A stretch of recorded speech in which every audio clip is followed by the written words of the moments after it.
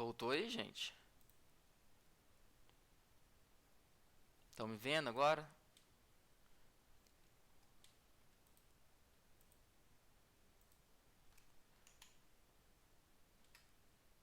Acho que agora voltou. Foi estranho ter caído.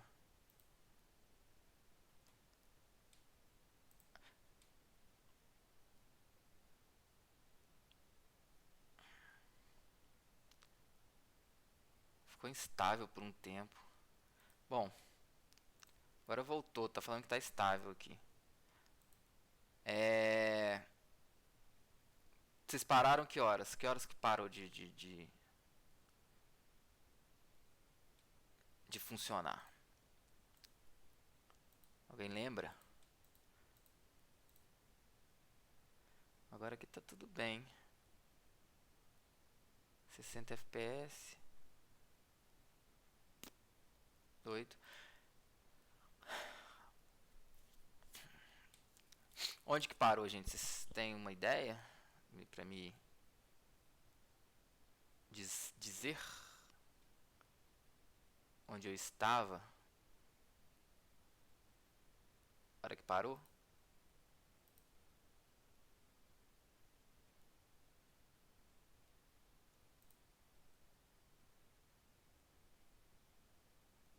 Imprimir a imagem?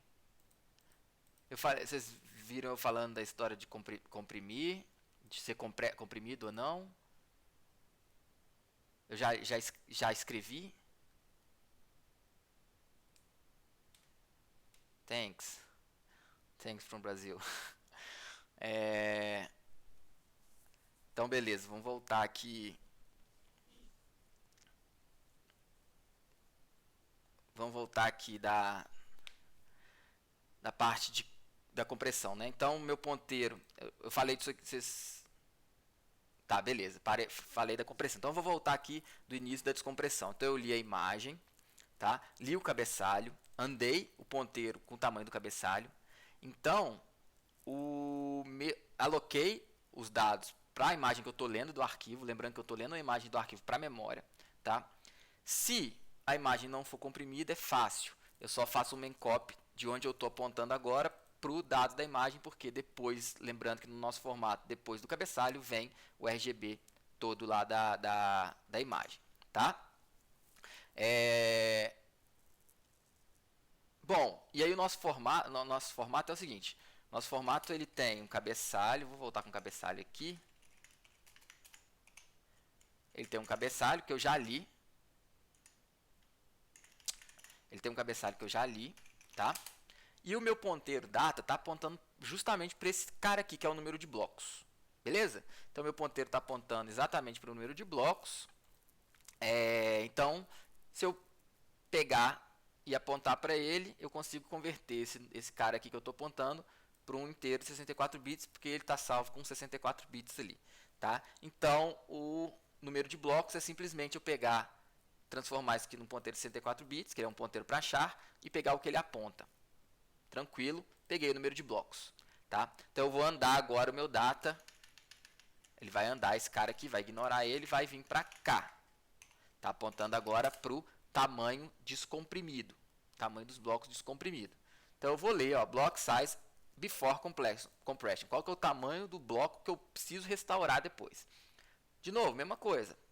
Leio o inteiro de 64 bits dali, somo o meu ponteiro 64 bits. Então eu vou vir apontar agora para cá na memória, que é o tamanho do último bloco. Tá? O tamanho do último bloco vai ser exatamente o inteiro de 64 bits.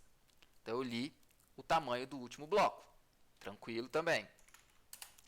Aí meu ponteiro vai apontar para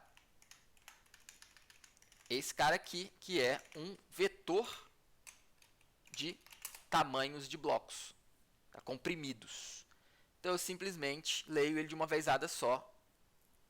Eu vou alocar ele, né? Que é os blocos comprimidos vão ser o número de blocos. Aqui, gente, eu fiz um calloc porque o último bloco pode ser 0, então já botei tudo 0. Para não precisar colocar o tamanho do último bloco 0, porque eu não escrevo o tamanho do último bloco se ele não for 0. Se eu não me engano. Nem sei. Nem sei se precisa ser de um calloc aqui não, mas tá aqui assim, tá bom. Vou alocar ele. E aí eu vou lá e faço um main_copy, que é o número de blocos, vezes o tamanho de 64 bits. E eu tenho que lembrar de andar também no meu dado esses números de blocos. Então eu vou ler todos os blocos e vou começar a apontar para cá, que é exatamente os dados comprimidos da minha imagem. Então agora eu tenho qual que é o número de blocos, qual que é o tamanho do bloco sem compressão, qual que é o tamanho do último bloco sem compressão, beleza? E eu tenho agora o tamanho de cada bloco depois de comprimido, inclusive do último bloco, tá? E aí eu tenho essa funçãozinha aqui também que eu fiz. Aí eu mudei só o nome dela pro meu outro programa, que é essa função chamada getBlockFromCompressedImageString. Então eu tenho um fluxo, né, de dados, que é a minha imagem, e eu tenho que descomprimir. Tá? Então eu quero descomprimir. Aqui é o ponteiro para onde vão os meus dados. Eu vou descomprimir para cá. Tá? Não, foi mal. Isso aqui é o que eu quero ler, de onde eu vou ler os dados. Então eu estou lembrando que o data está apontando exatamente para os dados comprimidos. Isso aqui é de onde eu vou ler, ou seja, os dados que eu quero descomprimir. Aonde eu vou guardar esses dados depois que eu descomprimir, que é na minha imagem. Quantos blocos eu tenho que descomprimir, qual que é o tamanho do bloco, de cada bloco antes de comprimir, qual que é o tamanho do último bloco, qual que é o tamanho de todos os blocos comprimidos, tá? Por ter caído, aquela primeira parte foi perdida? Eu acho que não, cara. Eu acho que fica no... Eu acho que fica no... Fica nos vídeos aqui, tá? Acho que fica nos vídeos aqui. Deixa eu ver, eu acho que fica. 28 de abril. Fica. Não, ela fica, tá? Não perdeu, não. Ela fica guardada nos vídeos antigos aqui. Depois eu vou subir tudo pro YouTube, tá? Mas ela fica 14 dias guardada. Então, aí quando só que vai ser quebrada, vai dividir antes de cair e depois de cair, tá?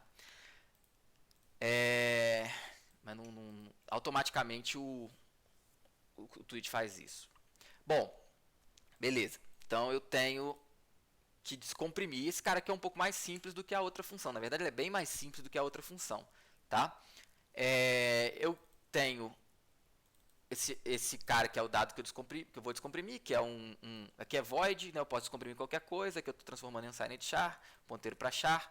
Aqui é o dado que eu vou, aqui esse cara eu vou guardar dados nele, esse cara aqui é o que eu quero ler, mesma coisa aqui por causa dos elib. E aí eu vou fazer um for para cada número de blocos. O tamanho descomprimido é o block size uncompressed. Se eu tiver no último bloco, então o tamanho descomprimido vai ser o last block size. Lembrando que se eu tiver no último, e se for zero, se for diferente de zero, tá? Porque eu vou guardar um zero lá, tá? No último bloco. Nem sei se precisa disso, mas eu acho que precisa. Aí, aqui é mais fácil. Uncompressed buffer, ou seja, eu descomprimo esse cara aqui que eu vou descomprimir.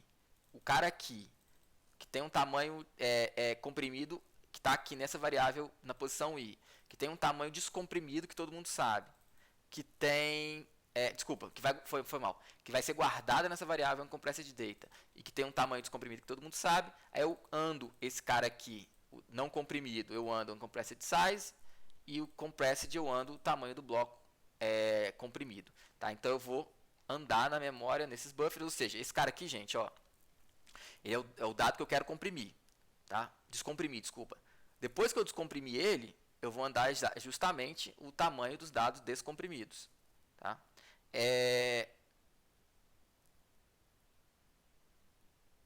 Peraí, não, foi... isso. Porque quando eu descomprimo ele tem que ter exatamente o tamanho que eu quero que ele tenha, que é o tamanho descomprimido. Por isso que eu tenho que guardar esse valor, porque se der diferente, deu erro. Então, se eu comprimir um dado e a função lá compress me retornou quer dizer, se eu comprimir um dado de 128K e quando eu descomprimir, ele tem que ter os mesmos 128K. Tá? Então, esse uncompressed data aqui é o que eu quero, eu estou guardando nele, é o dado descomprimido. Tá? Estou na função de descompressão agora. Esse cara aqui é o dado que eu já tenho, que eu estou descomprimindo. Então aqui eu ando qual que é o tamanho comprimido e aqui eu ando qual que é o tamanho descomprimido, tá? Então essa função aqui, ela é só uma funçãozinha que vai chamar a função uncompressed das elib, tá? E aqui eu estou dizendo eu estou vendo se os dados que essa função me retornou, ela me retorna exatamente qual que é o tamanho descomprimido do dado. Ela vai me falar, tá vendo? Ó, Descompressed producing correct size, ou seja, você falou que o dado original tinha 10 bytes e eu cheguei em 12 bytes, tem alguma coisa errada. Eu tenho que chegar nos mesmos bytes originais que você comprimiu antes. Tá? Essa compressão é sem perdas, tá, gente? Muitos formatos de imagem não utilizam esses algoritmos de compressão assim, porque utilizam compressão com perda para poder comprimir mais. Você perde qualidade na imagem, você perde alguns pixels, mas você ganha espaço de disco e ganha velocidade de descompressão e compressão. Nessa minha imagem, esse meu formato ele é lossless, né, que eles chamam, ele não tem perda, lossless. Ele não tem perda, ele comprime, mas na hora de descomprimir eu vou ter o mesmo tamanho. Exatamente a mesma imagem, tá?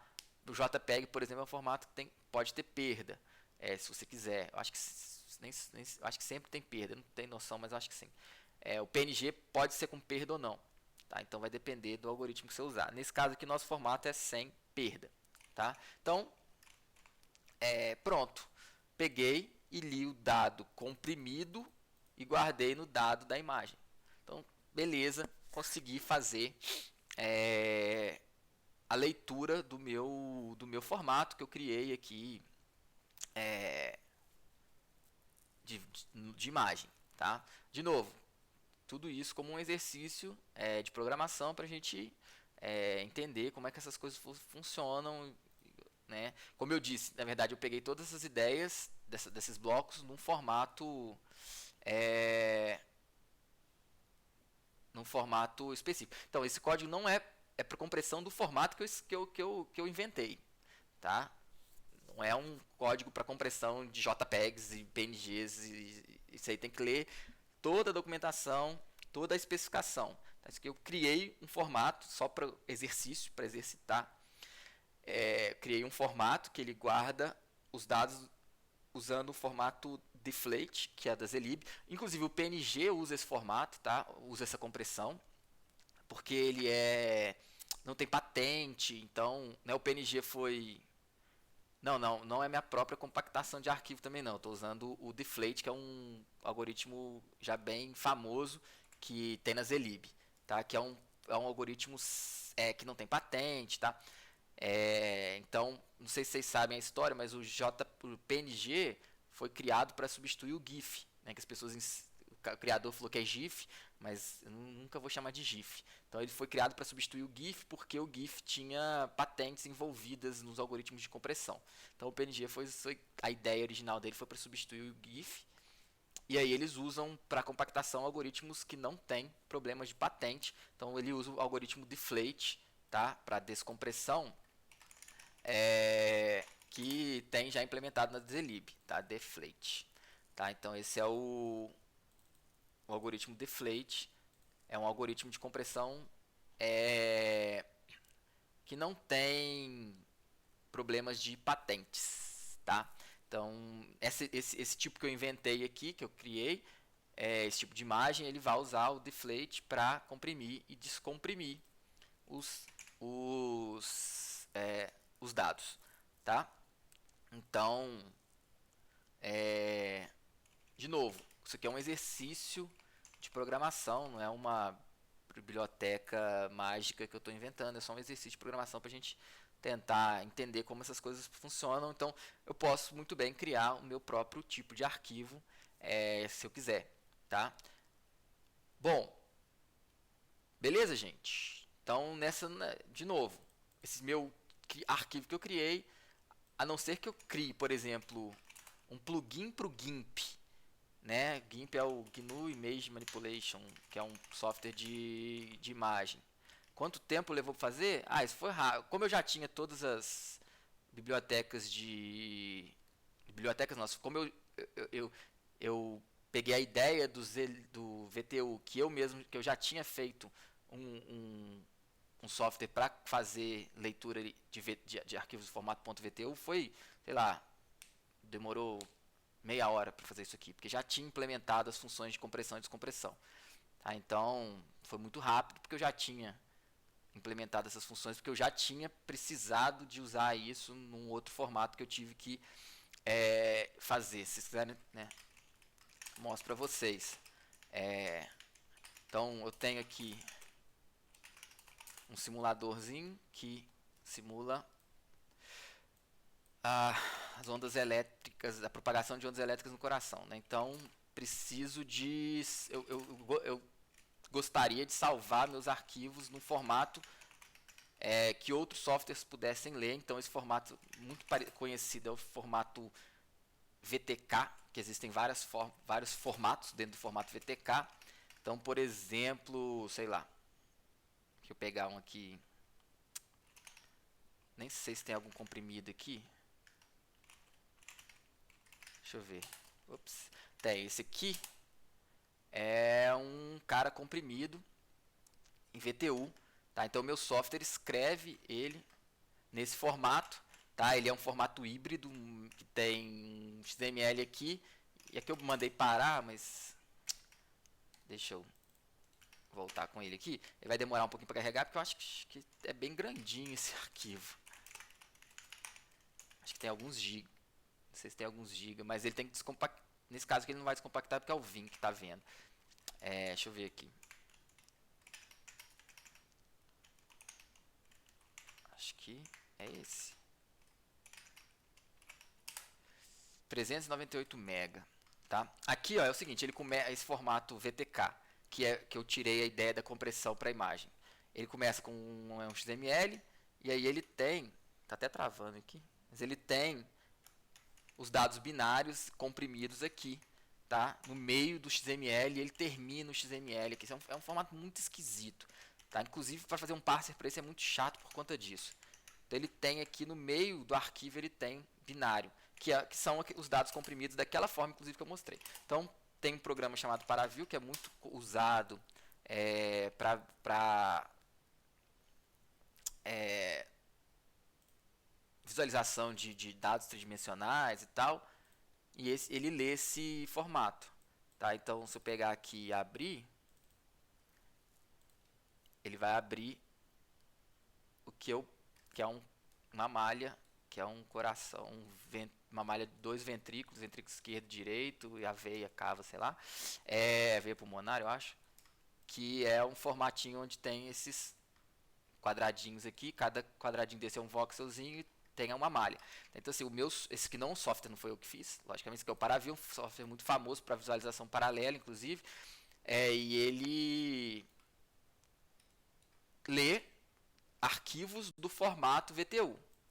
O meu software é um simulador que vai simular, usando aquela malha, como que propagaria a corrente elétrica, um pulso elétrico ali naquela malha. E aí eu tive que escrever, eu tive que ler a documentação do VTU para escrever um software para salvar no VTU. Tem já, gente, a biblioteca VTK já faz isso, tá? Então, essa biblioteca eu usava antes, inclusive, tá? Então tem essa biblioteca VTK que ela já faz isso, eu poderia muito bem usá-la. Por que eu não usei? Porque o meu software está todo em C e essa biblioteca só tem em C++. Tá? Então eu decidi, e como eu precisava de um subset, um pedaço muito pequeno dela, eu tenho uma dependência gigante, a VTK é gigante. Tem uma dependência gigante para o meu software, para usar uma coisa que é só escrever um arquivo do formato VTU, muito, não tem necessidade. Então eu peguei, li a documentação do formato VTU e fiz o meu software no meu software eu fiz o código para salvar nesse formato. Então assim, como eu disse, tudo que a gente está vendo aqui são ideias, exercícios para a gente, né, isso. Os arquivos eles têm formatos próprios e quem define o formato é uma especificação, é o software que criou esse arquivo, ou o software que criou normalmente arquivos muito famosos, que a ideia deles é que eles sejam usados em várias instâncias, eles precisam de especificações abertas e mais detalhadas, tá? Então, é incrível, a especificação do VTU é horrível, mas é porque é pequeno. Quer ver? A especificação do VTU oficial ela tem aqui, isso aqui é para o formato legado, que eu também implementei, mas ele é bem simples, ele é texto e tal. Ele não tem XML. Não, acho que nem está aqui. Ah, tá. A especificação do VTU está aqui falando do XML, dos dados. E aqui eu acho que ele não fala da compressão. Fala. Fala. Isso que eu acho que ele não fala. É muito ruim a documentação desse formato. Acho que tinha outro, eu consegui ler em outro lugar, cara. Que era... Esse aqui é o que eu acabei de ver. Ah, nem lembro mais onde eu achei esse cara, mas... Aí tinha a especificação inclusive isso aqui eu tirei de lá. Essa coisinha aqui, ó, eu tirei da especificação, que é onde eu li que eu entendi direitinho a especificação. Tinha esse esqueminha aqui de como que era o VTU. De novo, eu fiz esse exemplo aqui, roubei essa ideia só para mostrar para vocês, eu quero criar o meu próprio formato. Imagem aqui, gente, é um exemplo, tá? Porque imagem a gente vê, é legal. Eu criei como exemplo. Eu quero criar meu próprio formato de dados. Beleza. Eu vou usar compressão ou não? Não, eu quis usar compressão. Eu vou comprimir. Eu poderia pegar o buffer todo e comprimir. E aí eu teria só um tamanho, o tamanho não comprimido, o tamanho comprimido. Muito mais fácil. Por que eu fiz isso aqui? Só também, de novo, exercício. Porque nessa ideia aqui eu posso criar um compressor e um descompressor paralelo, né? Porque como os dados, eu tenho blocos comprimidos, eu posso pegar uma thread para descomprimir um bloco, uma outra thread para descomprimir outro bloco. Que é a ideia que o VTK usa. Também não inventei nada disso. O VTK ele cria esses blocos justamente porque esse Paraview é um visualizador paralelo, ele pode ser colocado num cluster de computadores para você fazer visualizações de coisas gigantes. Você pode botar o servidor lá e ele manda só já a visualização para sua tela. Então, ele é cheio de coisa. O Paraview, o programinha que eu mostrei. Então, o formato foi pensado para ser paralelo. Tá? Então, de novo, exercício de programação só. Tá? Mas, como eu disse, agora eu tenho um formato que eu posso...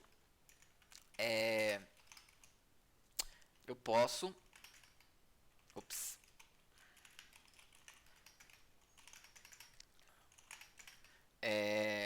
Carregar uma imagem do formato que eu fiz. Tá? Beleza. Carreguei uma imagem do formato que eu fiz. Maneiro.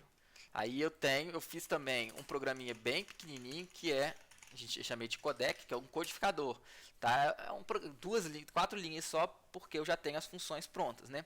Então ele é um programa que vai pegar um arquivo de entrada, eu nem fiz nenhuma checagem aqui, isso aqui foi só para realmente testar meu software.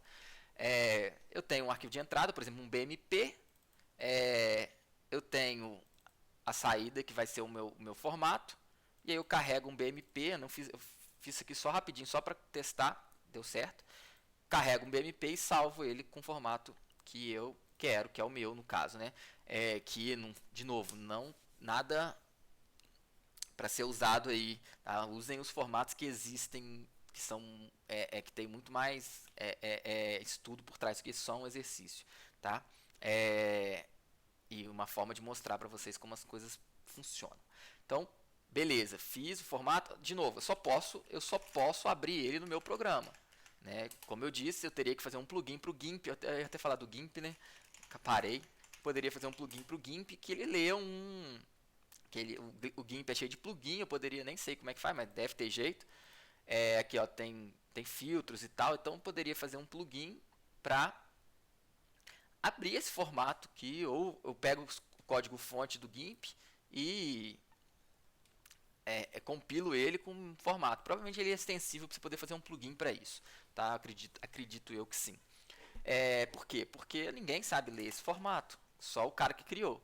Tá? Então também não faz muito sentido. Mas, por exemplo, às vezes você está fazendo um software muito específico, que você não precisa de tanta informação como tem num PNG, não sei lá, alguma coisa nesse sentido. Você tem, às vezes você tem restrições, ou você tem especificações,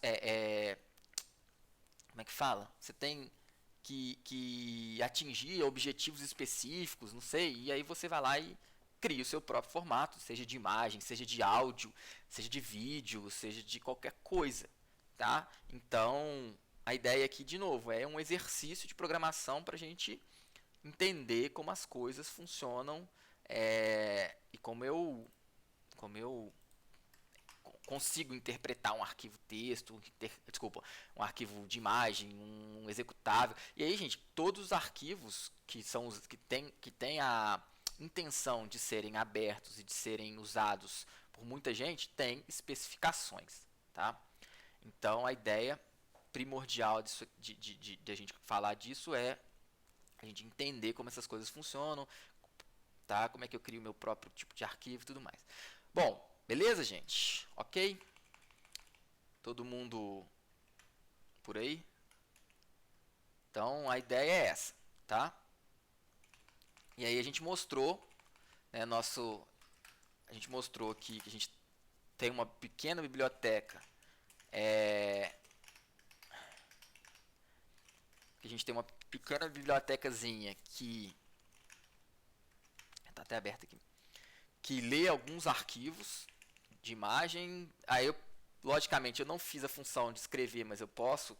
Depois a gente pode até fazer as funções que escrevem arquivos. Eu fiz só uma, que escreve o CIF, que escreve, eu acho que eu fiz outra. Que eu acho que escreve, tem outra aqui, eu acho. Tá zoneado isso aqui. Teria que arrumar. Não, só tem uma por enquanto. Acho que eu apaguei a outra, sei lá. Eu tinha outra. Tá, mas eu poderia fazer uma outra função para converter entre as imagens. Por exemplo, eu abro um PNG, um BMP e transformo num PNM. Eu abro um CIF que eu criei aqui e transformo num PPM. São os formatos que a gente sabe trabalhar. Tá? Então, né, a ideia é essa.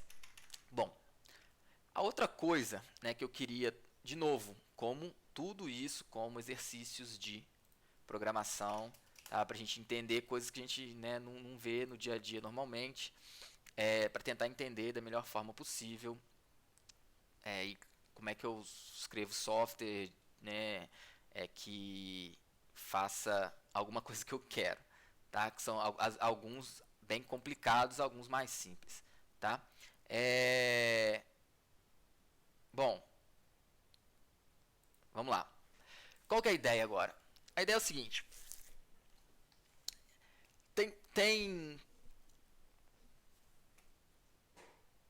Vou pensar. Nos sistemas operacionais, né, que a gente usa, Linux, no Windows, eles têm umas coisas chamadas bibliotecas dinâmicas, né? Que são bibliotecas que você pode escrever software usando o código delas, que são carregadas de forma dinâmica, só em tempo de execução. Por exemplo, a nossa imagem foi a nossa biblioteca de imagem foi compilada como uma biblioteca dinâmica. Quando eu vou compilar meu software, eu vou linkar aqui, ó. Eu vou linkar o meu software, o main lá, cadê? Tanto esse aqui também, né, o programinha que eu chamei de convert to CIF, eu tenho que botar lá "-l imagedlib", porque ela chama lib imagedlib.so, então "-l imagedlib". Aqui são coisas para ele poder já colocar no executável. Esse cara, ele vai procurar as bibliotecas compartilhadas aqui dentro desse path aqui. Então, estou fazendo isso. Então, bibliotecas compartilhadas. Bibliotecas compartilhadas, gente, servem tanto para isso que eu mostrei, para distribuir código. Tá? Eu compilo um .so, entrego um .so e um .h para o cara pode usar essa biblioteca sem ter o código dela, teoricamente, desde que tenha sido compilado num ambiente que tem as mesmas versões de software e tal. Ou eu posso também carregar essas bibliotecas em tempo de execução. Eu posso mandar meu código carregar essa biblioteca e eu posso usar as funções disponíveis nessa biblioteca em tempo de execução. Tá? Isso é usado, por exemplo, quero fazer um sistema de plugin de um software. Eu quero criar um software e aí ele tem a parte do núcleo dele ali, né? Que, por exemplo, eu vou voltar de novo. A ideia aqui não é criar um editor de imagem, nada disso. Eu quero dar exemplos. Tá? Então, por exemplo, eu quero pegar meu software aqui, quero abrir uma imagem, e aí eu quero poder, por exemplo, aplicar um filtro. Eu quero transformar essa imagem em preto e branco. Tá? Só que eu quero deixar isso como plugin. Eu quero deixar que o usuário possa escrever código e o meu código principal vai poder chamar as funções que o usuário escreveu. Isso sem recompilar o meu código principal. Tá? Eu vou criar um sisteminha onde o cara, por exemplo, vou dar um exemplo, eu teria uma pastinha aqui. Deixa eu organizar isso aqui. Isso aqui não está muito... tá bom, assim, não vou organizar isso agora não. Depois a gente organiza. Tá? Suponha que eu tenho uma pastinha chamada plugins. E aí dentro do plugins eu tenho aqui uma biblioteca compartilhada que alguém vai criar. E aí o meu software vai ler todas as bibliotecas compartilhadas que tem dentro dessa pasta. E aí vão exportar funções para eu poder usar. E se eu boto uma outra biblioteca ali, um outro .so, meu software vai conseguir ler e eu vou poder usar aquelas funções ali sem recompilar o software. Tá? Tem um monte, né, de sistema que tem sistema de plugin. De novo, a ideia aqui não é ensinar a criar um sistema super eficiente de plugins que você vai usar na vida. Não. A ideia é mostrar as ideias por trás de um sistema desse. Né? Não vou... As coisas...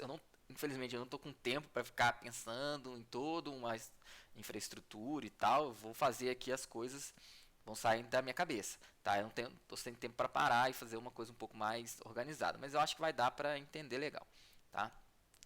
A ideia é essa. A gente tem uma pastinha aqui. Os caras vão colocar os plugins nessa pasta, quem quiser. E aí, o usuário, né? Aí quando eu abrir o meu programa, numa imagem qualquer, ele vai ter uma lista de comandos de plugins que eu posso executar. E aí, a partir do momento que eu executo esses plugins, faz alguma coisa com a imagem. Por exemplo, um plugin que vai me dar um filtro. Eu não entendo nada de imagem, tá, gente? Por exemplo, um plugin que vai transformar essa imagem toda em escala de cinza. Bom, beleza, isso eu sei fazer.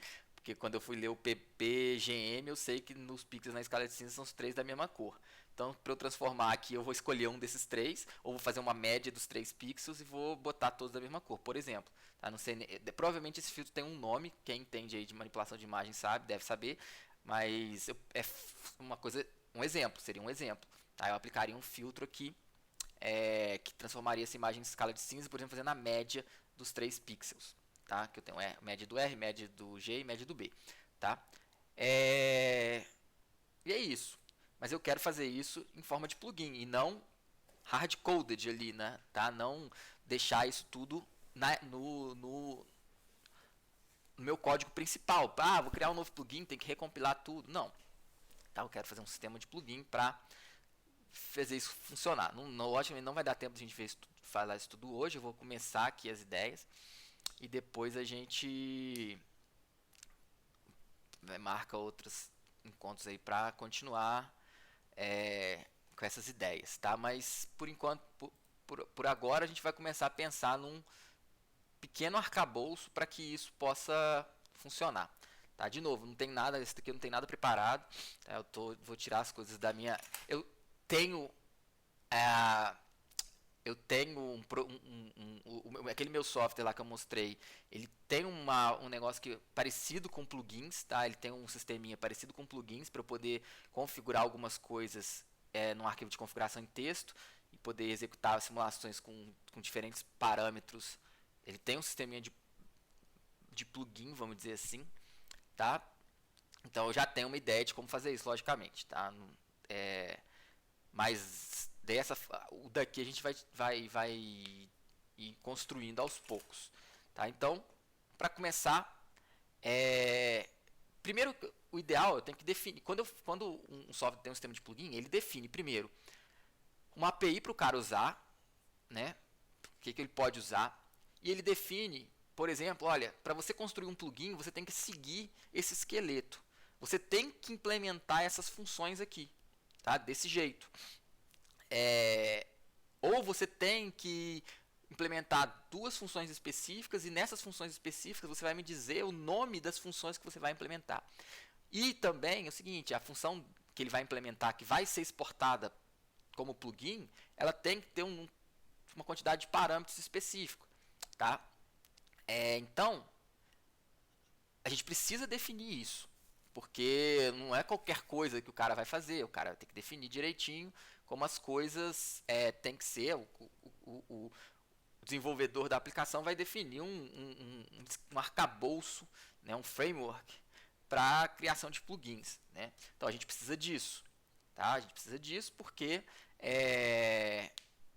senão eu não tenho como controlar como o meu software vai funcionar, tá? Então beleza. Então vamos pensar nisso, tá? Nesse caso aqui, gente, no primeiro momento, depois a gente pensa se vai ter coisas diferentes. No primeiro momento, o meu plugin vai receber sempre a imagem, uma cópia da imagem. Tá? Primeiro vamos fazer a imagem, depois a gente pensa numa cópia da imagem, por exemplo, pensar num Ctrl Z da vida, como é que eu desfaço uma operação. Vamos simplificar. Vamos pensar assim, olha, o plugin, a função que o cara criou de plugin vai receber a imagem. Tá? E aí ele vai fazer o que ele quiser com essa imagem.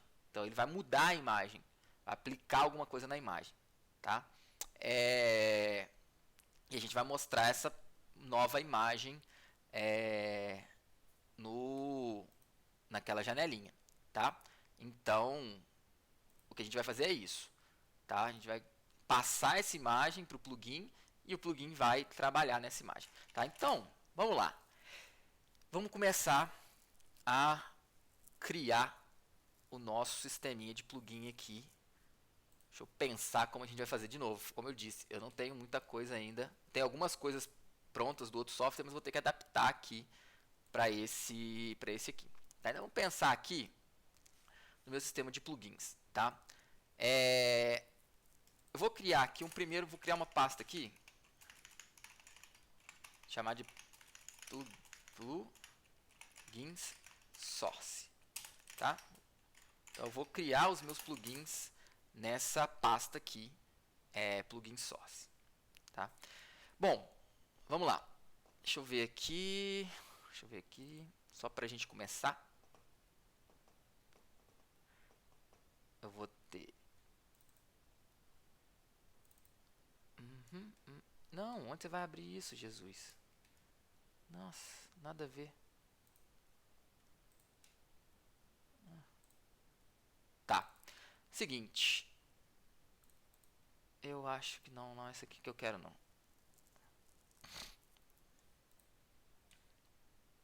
Ué, gente, cadê?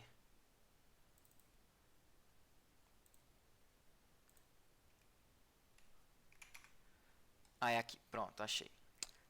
Então, vou criar aqui uma pastinha chamada, um arquivo chamado plugin, sei lá, config.h, tá?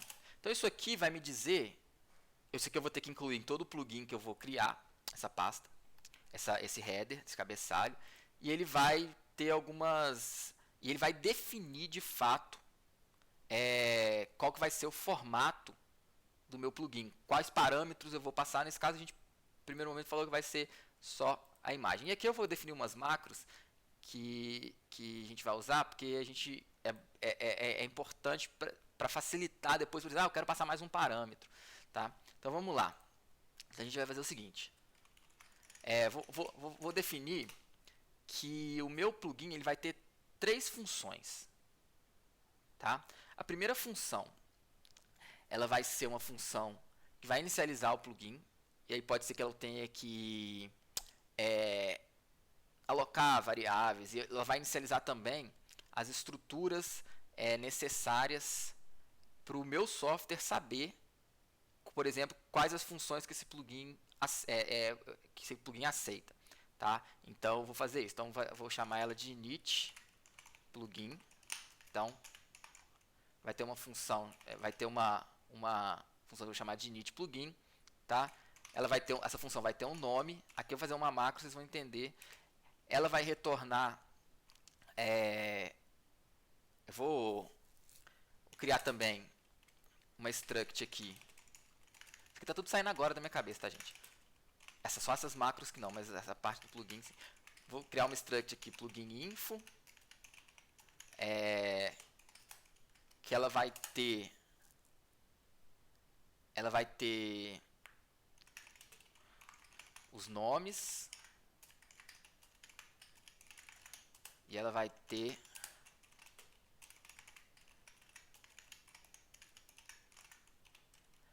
quantas funções que o cara implementou e quais os nomes dessas funções aqui. A gente vai ver que a gente vai precisar delas para carregar a biblioteca. Eu preciso do nome da função. Que OS utiliza? Manjaro Linux. É uma distribuição baseada no Arch Linux. Tá? Bom, então vamos voltar aqui no nosso plugin. Então eu tenho aqui o init plugin, vou dar um nome para essa função, tá? Eu vou mostrar para que isso é importante, aqui a gente vai definir um ponteiro para a função depois, tá? Essa função ela vai retornar um plugin info, tá? Então ela vai retornar, esse aqui é o retorno dela, ela vai retornar um plugin info. Ela vai ter aqui o nome dela, que vem daqui, tá? E ela vai ter como parâmetro sempre uma imagem. Lembrando, né, que a gente, primeiro momento, a gente falou que só vai passar uma imagem para ele como parâmetro, tá? Então, a imagem vai vir como parâmetro do meu plugin, tá? Sim, Pacman, etc. É baseado no Arch Linux, mas tem alguns repositórios extras que tem bem mais software do que o Arch Linux original. Por isso que eu prefiro ele. Bom, então eu tenho os nomes dos plugins e o número de funções que esse plugin vai exportar. Tá? Então eu tenho a função, o número de funções que vão ser usáveis como plugin. Tá? Vamos lá. Então, beleza. Tá? Então, de nada. Então no primeiro momento eu tenho isso. E aí eu vou definir. Aí essa macro é interessante, porque agora eu vou definir o que é uma função init.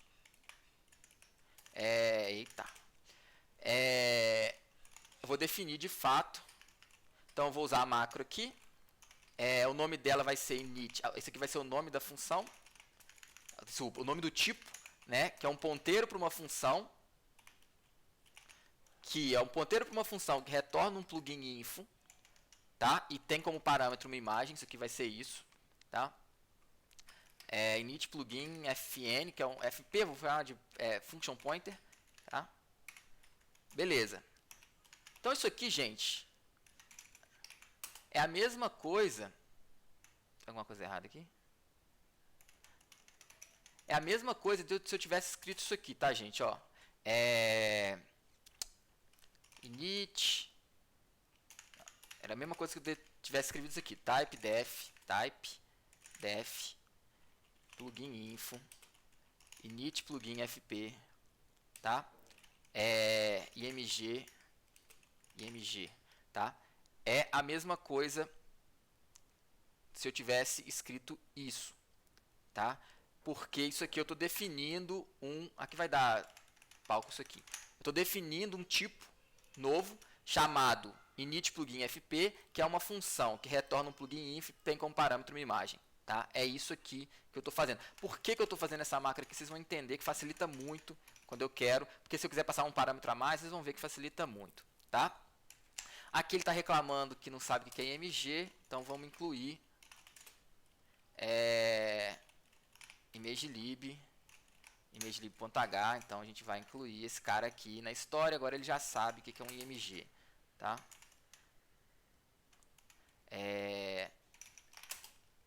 O que ele está reclamando, gente?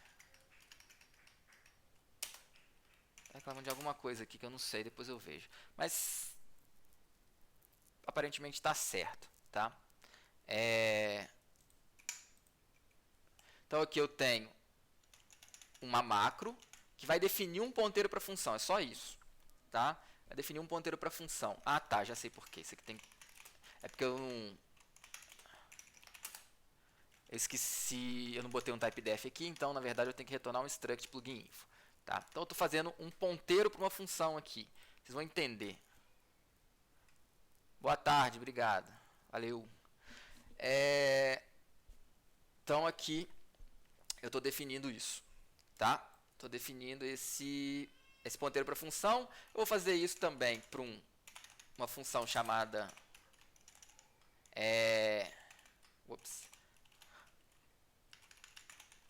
sei lá, não sei, isso aqui no final, não sei nem se eu vou usar isso. Ela não vai ser void, não vai retornar nada e não vai ter nada como parâmetro, tá? E vou fazer isso para uma função chamada vou chamar de apply. Essa função vai ser a função realmente que vai aplicar o plugin, né? Vai aplicar a função de fato que vai trabalhar com a minha imagem. Aqui, desculpa, esse aqui não precisa da imagem, tá? Falar que esse aqui não precisa da imagem. Aqui não é init, desculpa. Aqui é end e aqui é apply. Aqui vai ser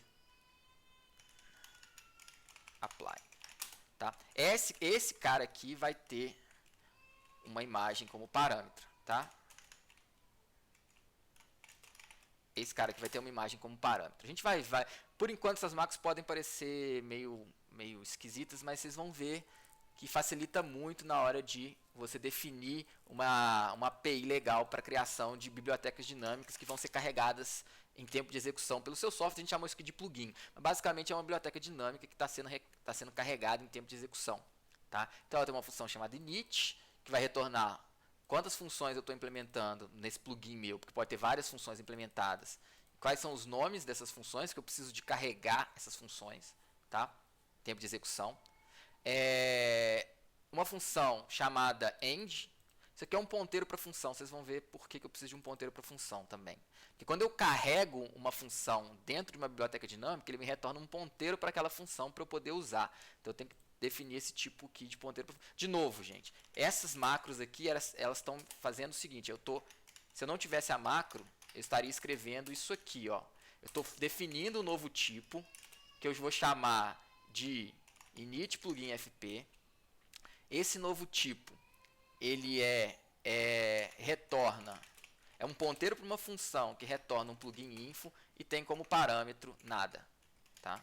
Então é isso aqui que eu estou fazendo. Estou fazendo isso aqui eu estou definindo um novo tipo chamado init plugin fp, que é um ponteiro para a função que retorna um plugin info e não tem nada como parâmetro, tá? A macro só facilita eu não ter que escrever isso toda hora, e vocês vão entender também que facilita a criação dos plugins em si. Bom, beleza, defini isso aqui. Definido isso aqui, eu posso começar a criar, por exemplo, os meus plugins. Então aqui, ó, vou chamar de black white plugin.c, tá? Então eu vou começar a criar esse cara aqui. Selecionar uma fonte aqui. Esse aqui vai ser o meu plugin. Eu tenho que implementar 3 funções, né?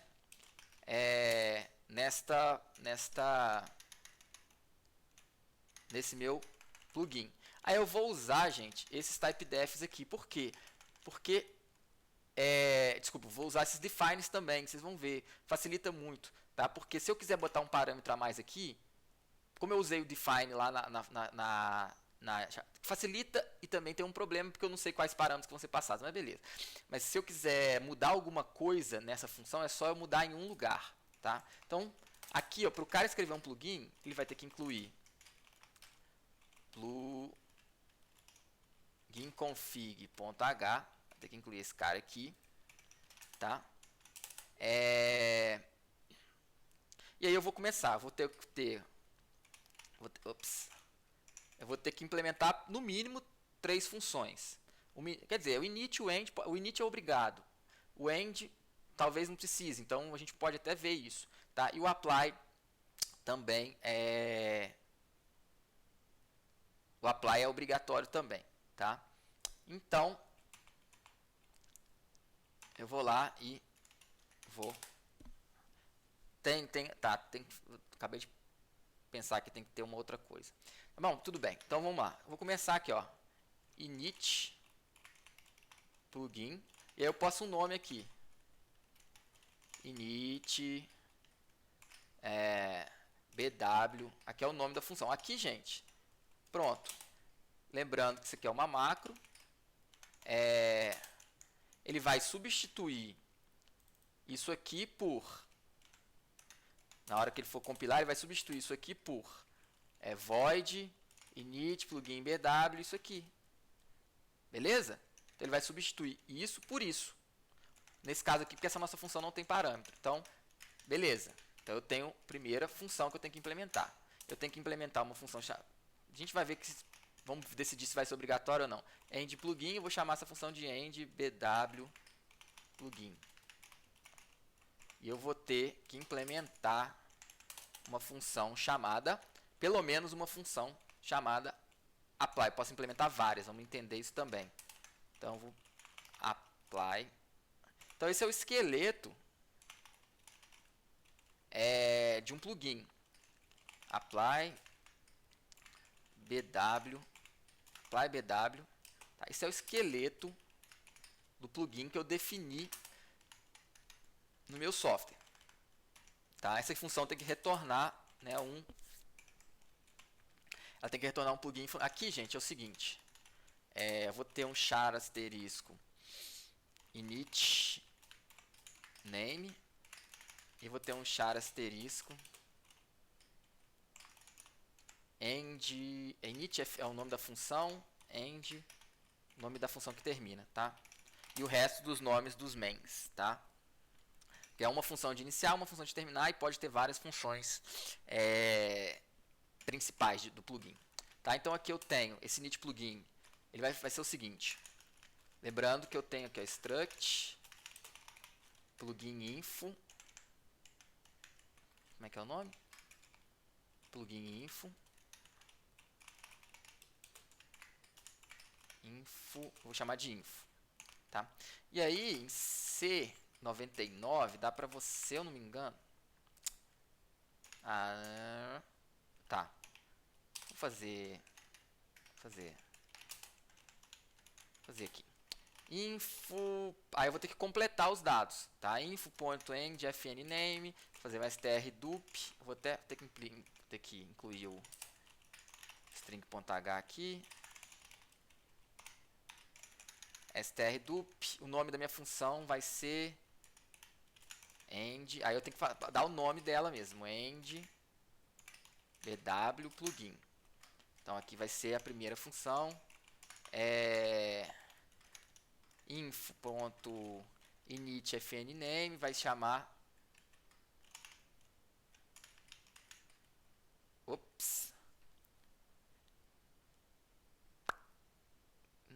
não posso fazer isso. Essa função init, gente, vamos fazer o seguinte, essa função init e essa função end tem que sempre chamar init plugin e end plugin, né? Porque senão não faz sentido, tá? Então a gente vai verificar isso. Então, essas funções tem que sempre chamar init plugin e end plugin, a gente pode forçar isso, tá? Porque senão não faz sentido. Qual função que eu chamo para inicializar o plugin se eu não sei como eu inicializo o plugin? Então eu não preciso desses caras aqui, tá? A gente vai obrigar que essas duas funções se chamem end plugin e init plugin. Então inclusive a gente pode fazer isso aqui, que eu vou mostrar, que eu vou tirar aqui, ó, aqui a gente vai tirar isso aqui,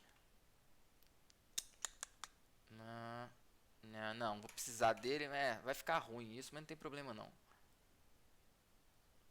porque senão o meu typedef vai ter que ser o mesmo nome também, tudo bem, vai ter que chamar init plugin e end plugin, dá pra forçar isso de outra forma, mas vou fazer assim por enquanto. Então minha função vai ter que chamar end plugin e init plugin. Eu fiz alguma coisa aqui? Não. Tá. E aí, aqui eu não preciso disso porque eu obrigo o cara a chamar init plugin e end plugin. A gente pode depois verificar isso no software, no código, tá? Então, info.num plugin function, que eu vou fazer uma função só por enquanto. Vou alocar esse cara, né? info.pluginnames é igual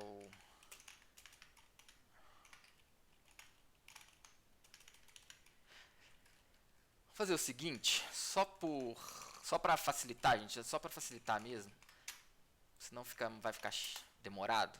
Eu vou fazer que você pode ter no máximo 10 plugins, mas isso aqui é uma limitação só para facilitar, gente, tá?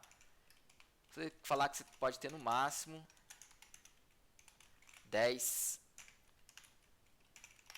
plugins, tá? É restrição idiota, mas para facilitar minha vida aqui, tá?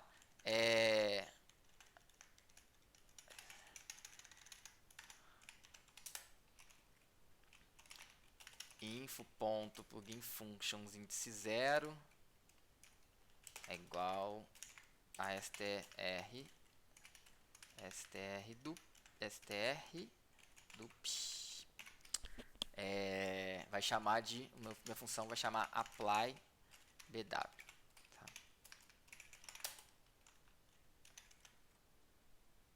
O que deu?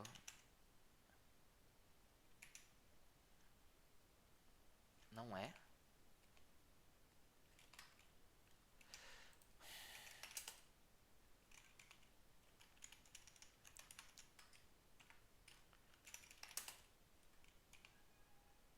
Não. Tá certo, é.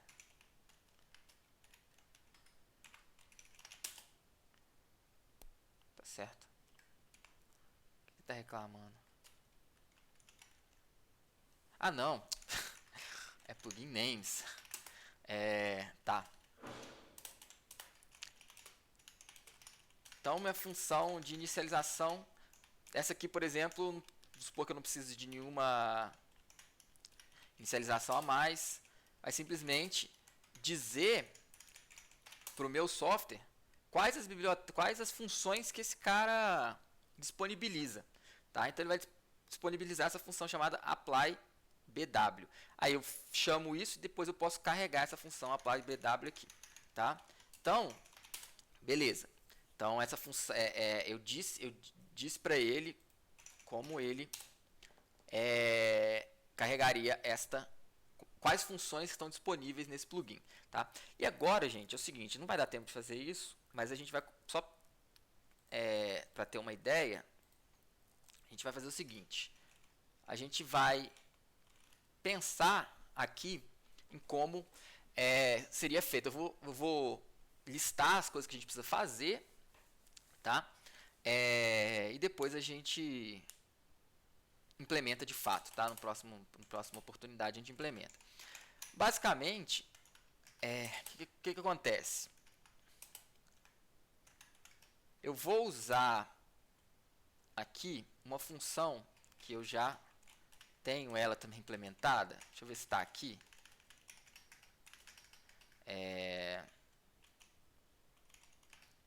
Depois eu tenho que organizar melhor isso tudo aqui. Essa função, esse file úteis tem uma função que é list files from dir, tá? Que ele vai listar todos os arquivos de um diretório, todos os arquivos de um diretório. Tá? Então ele vai listar para mim, eu posso ter um prefixo ou não para aquele diretório. Vai listar para mim todos os arquivos de um determinado diretório, tá? E vai retornar isso num ponteiro de char, um vetor de uma matriz de char, né? Um vetor de ponteiros para char. Então vai me retornar ali todos os arquivos daquele diretório. Então eu posso começar o meu aqui de novo, eu tenho que organizar isso melhor, porque eu tô com algumas coisas. Bem, não tem problema não, vai funcionar do mesmo jeito. Bom, o que isso aqui tá? Isso aqui não fecha, não? Tá, não importa. Droga. Tá, então aqui, string array plugins é igual a list files from dir É, esse cara aqui eu vou ter que incluir.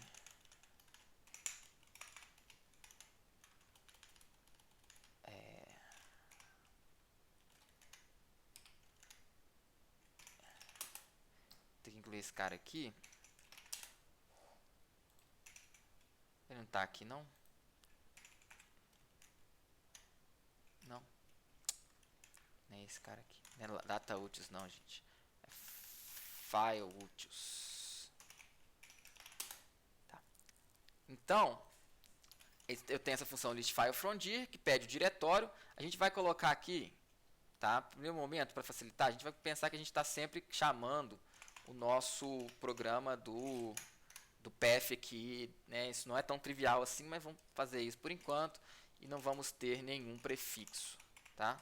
Então, se eu ponho null aqui no prefixo, ele não, se eu não me engano, se o prefixo for nulo, vendo se o prefixo for nulo, ele não faz nada, tá?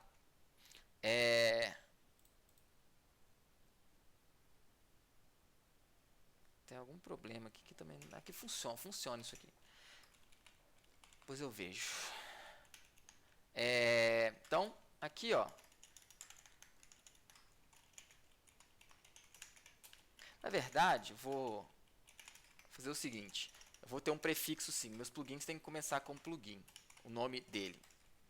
Tá? Começar com plugin underscore. Tá? Então eu vou carregar todos os plugins possíveis. Tá? A gente vai ver, né, depois como fazer isso. Então eu vou carregar todos os plugins possíveis. E aí eu vou ter que ter uma função aqui, tipo init plugins. O que ela vai fazer? Ela vai receber a lista de plugins,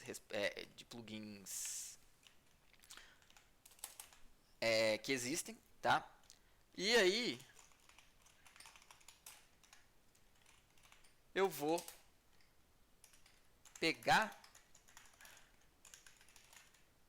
string array, todos os plugins, e aí eu vou ter que andar nesse vetor e eu vou ter que chamar a função init de todos eles para pegar a lista de plugins que eles esse cara aqui pode inclusive, eu vou incluir aqui plugin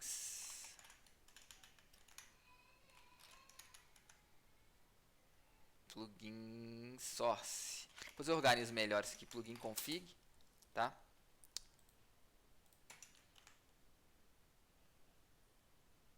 Ups. Ah, tá, faltou um include guard aqui, né? Vai faltar um include guard aqui nesse cara. Deixa eu fechar isso. Faltou um include guard aqui. Eu botei include guard aqui? Também não. Botei include guard em lugar nenhum. Vamos botar.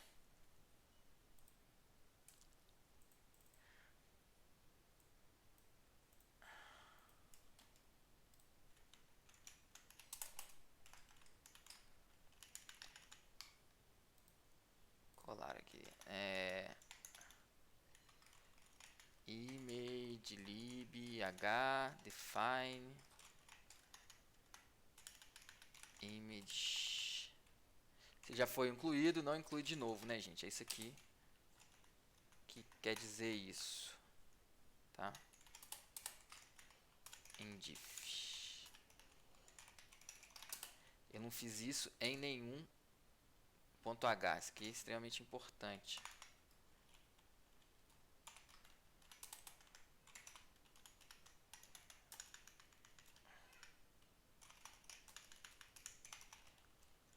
Plugin config h define plugin config indiff, tá? Beleza. Então, agora a gente pode voltar aqui só para terminar. Vou parar por aqui. Só para não ficar no ar.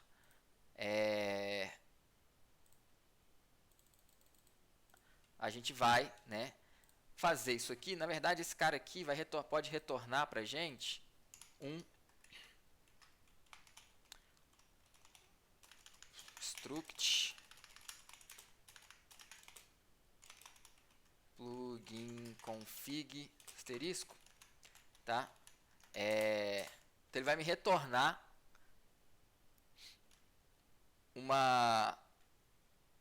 todos os plugins que eu tenho, tá? Vai me retornar todos os plugins que eu tenho e também o número de plugins. Isso aqui é mais fácil, mas eu quero retornar isso aqui também, tá? Vai me retornar o número de plugins, tá? Então aqui eu teria um struct plugin config asterisco all plugins igual a init available plugins, e eu tenho um int n plugins e eu passo ele como referência aqui, tá? A gente vai depois implementar essas funções, tá? Então, depois a gente vai implementar essas funções aqui, mas basicamente ela vai percorrer todo esse vetor de plugins e vai chamar a função init deles para retornar a configuração, para a gente depois poder carregar esses caras quando eu for precisar usar, ou eu posso carregá-los todos aqui também, tá? Então, na próxima vez a gente vê isso, né? Devem estar todos mortos aí, né? 5 pessoas parece que estão olhando, estão aqui, mas tudo bem. Na próxima vez eu marco uma outra vez para a gente implementar essas funções e como que eu carrego as funções que estão dentro de um arquivo compartilhar, uma biblioteca dinâmica, como eu faço tudo isso, tá? A gente faz isso na próxima vez, talvez. Hoje é que dia? Terça? Talvez na quinta. Tá? Eu vou confirmar. Na sexta. Tá? Mas provavelmente na sexta a gente continua. Porque eu acho legal a gente saber como fazer isso também. De novo, eu estou usando um exemplo prático para mostrar para vocês, por exemplo, como eu carrego bibliotecas dinâmicas. Eu posso carregar funções em bibliotecas dinâmicas da forma que eu quiser. Tá? Mas eu quero fazer um exemplo prático e aí eu estou criando esse arcabouço de plugin aqui para a gente usar. Então, por exemplo, eu carrego minha imagem e aí aperto um determinado botão, ele vai aplicar um plugin, vai chamar uma função de plugin. E aí, de novo, a ideia toda eu consigo acrescentar funcionalidades no software sem ter que recompilar ele, sem ter que só adicionando novos plugins lá na pasta. Beleza, gente? Então, obrigado aí por assistirem. Aí na sexta eu confirmo com vocês, mas na sexta talvez a gente continua, ok? E aí vai ficar disponível lá no YouTube, tudo direitinho. Então, se vocês puderem, depois eu mando o link do YouTube. E aí na próxima vez a gente continua a falar sobre isso. Espero que esteja sendo proveitoso aí para vocês. E até a próxima. Abraço a todos.